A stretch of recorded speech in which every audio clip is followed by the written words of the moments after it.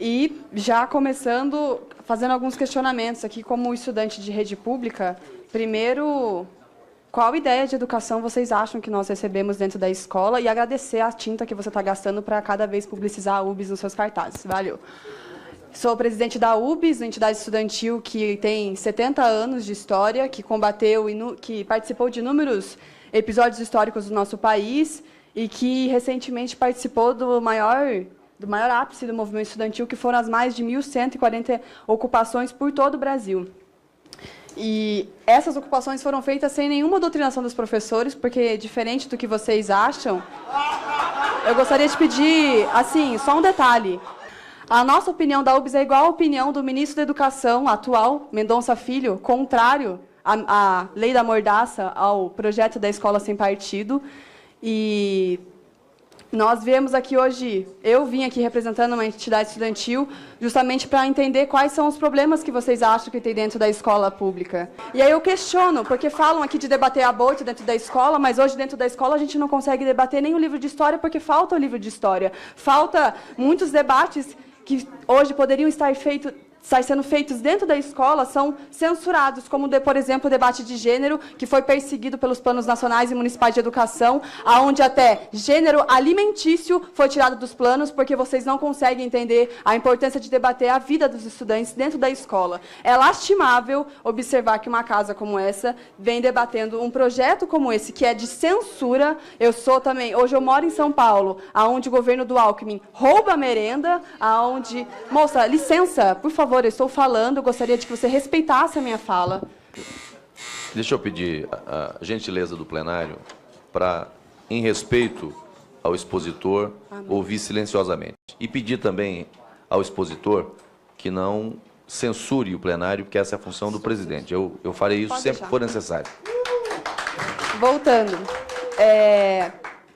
Então, eu gostaria mesmo assim, eu vim aqui como estudante, mas principalmente como uma ex-ocupante de escola, que não teve que ser amarrada por um professor para ocupar a sua escola, porque, diferente do que vocês acham, a juventude consegue e pode e está se organizando para cada vez mais debater sobre qual é a qualidade de educação pública que nós queremos. Se vocês acham que nós precisamos de doutrinadores para que a gente possamos estudar, para que a gente possa pensar um pouco, para que a gente possa, enfim, ter uma opinião mais crítica sobre a vida, infelizmente, eu convido vocês a irem em uma escola pública e trocarem uma ideia com um estudante de uma escola pública, como nós temos aqui alguns que estão se manifestando contra esse projeto, porque nós não conseguimos compreender qual é a realidade que vocês querem mudar com um projeto como esse. E é lamentável, é lamentável. Eu pergunto a vocês se vocês conhecem os professores que educaram vocês e se vocês debatem com eles sobre a vergonha que é esse projeto. Vocês estão aqui dentro todas as semanas com os mesmos discursinhos, com as mesmas plaquinhas, tentando fazer com que, se realmente o maior problema da escola pública fosse a doutrinação.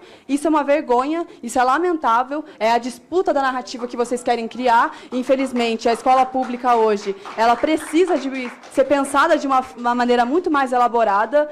E, assim como o ministro da Educação, Mendonça Filho, é contra esse projeto, porque ele sabe que esse projeto não vai trazer nada de bom para a escola pública, a não ser mais bagunça, como é a medida provisória 746, a medida da reforma do ensino, que, na verdade, é uma deforma do ensino, que vem acompanhada desse projeto, inclusive. A gente vem aqui discutir e questionar vocês, afinal, o que vocês acham que rola dentro da sala de aula, porque a última audiência que eu acompanhei, infelizmente, muitas pessoas vieram aqui para falar basicamente como se os professores só dessem Marx e Lenin para os estudantes lerem dentro das salas de aula. Me desculpa, nas ocupações de São Paulo a gente encontrava inúmeros livros, todos eles amontoados numa mesma sala e nunca foram entregues para os estudantes. Nas ocupações aqui de Brasília, os estudantes foram ameaçados porque eles se opunham justamente a essas ideias dessa escola manipuladora, dessa escola que censura, porque é isso, esse projeto censura. Se vocês se sentem ameaçados e acham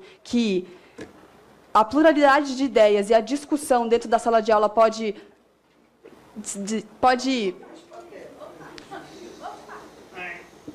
Tudo bem, moça? Tá bem aí? Se vocês acham que a pluralidade de ideias e a discussão dentro da sala de aula pode doutrinar um estudante, é preocupante o que vocês acham que é a educação pública. Se existe um medo, o medo é da discussão, porque quando ocorreu o impeachment da presidenta Dilma dentro aqui do Congresso,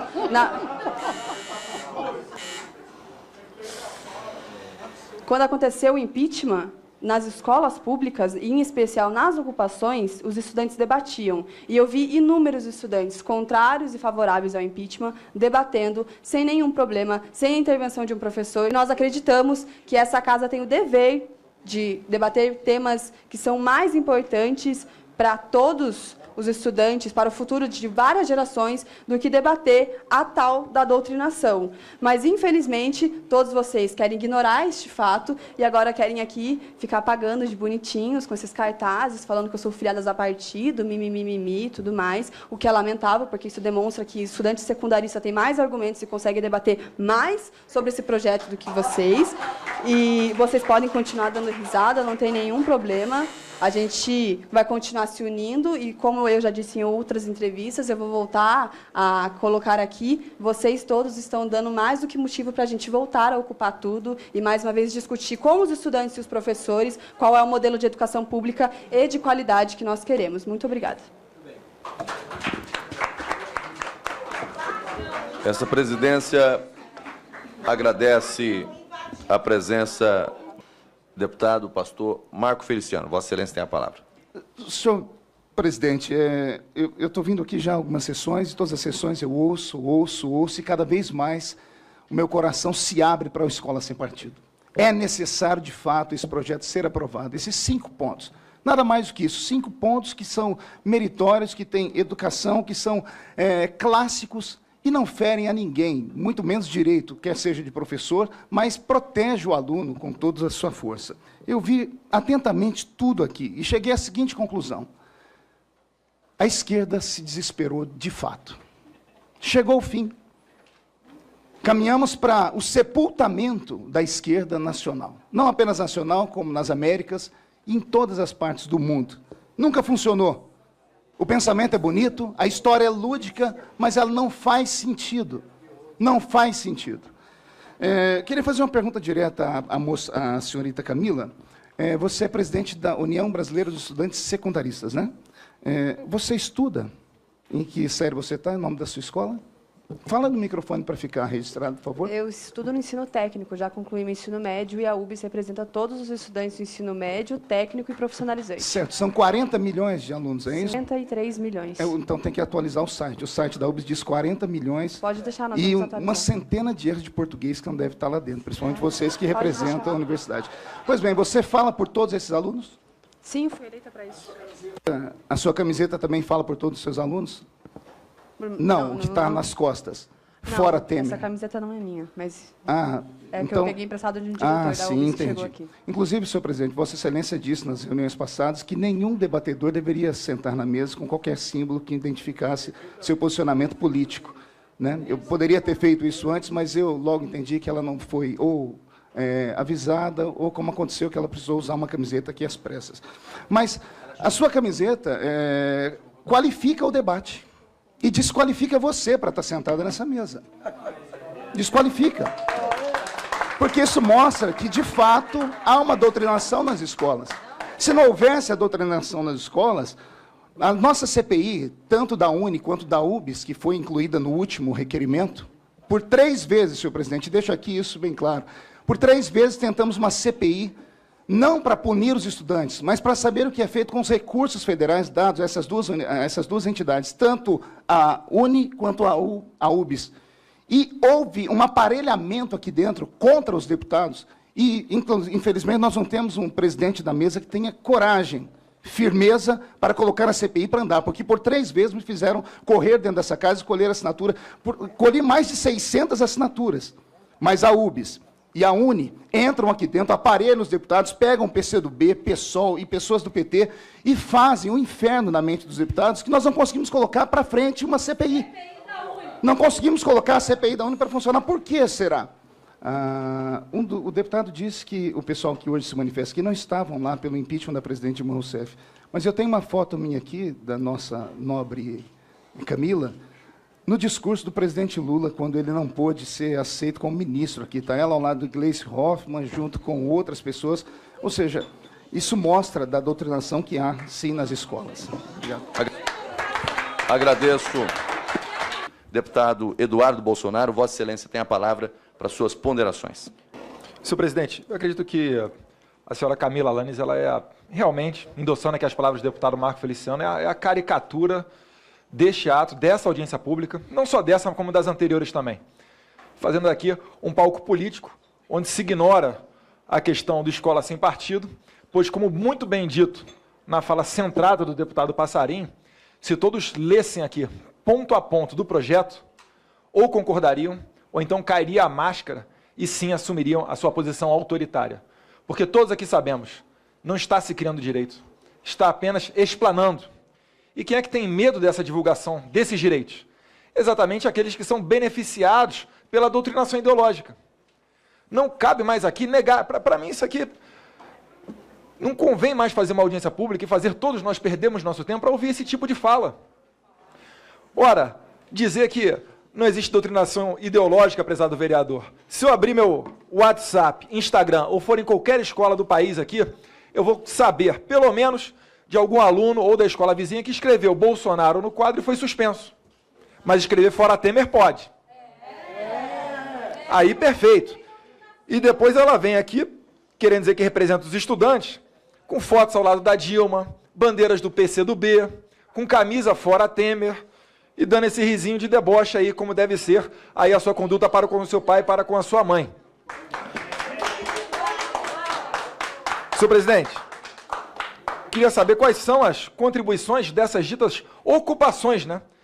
Que eu partilho aqui da opinião que tratam-se de invasões. Isso na minha terra chama-se crime.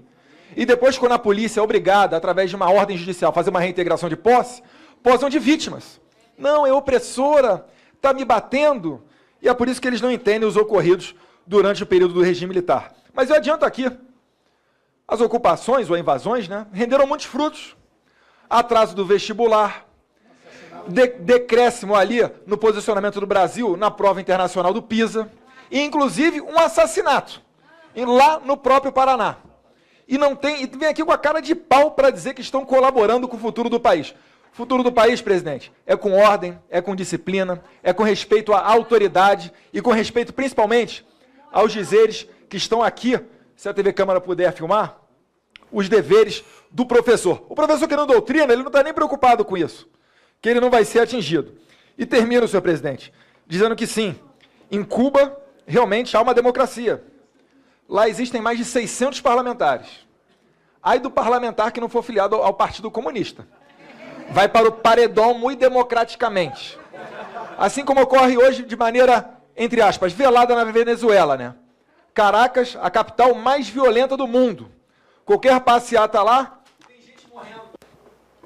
Tem gente morrendo, senhor presidente. Então eu termino aqui com essa minha fala e dizer que pela primeira vez, vou fazer um elogio, hein?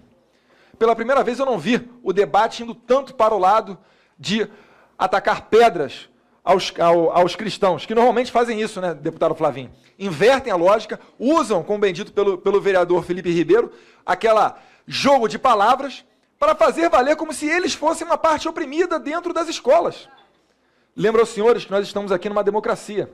E se não fôssemos um país cristão, as mulheres não estariam sentadas aí debatendo com os outros. Vocês estariam sendo apedrejadas, açoitadas, e isso nenhum parlamentar aqui deseja. Muito obrigado, senhor presidente.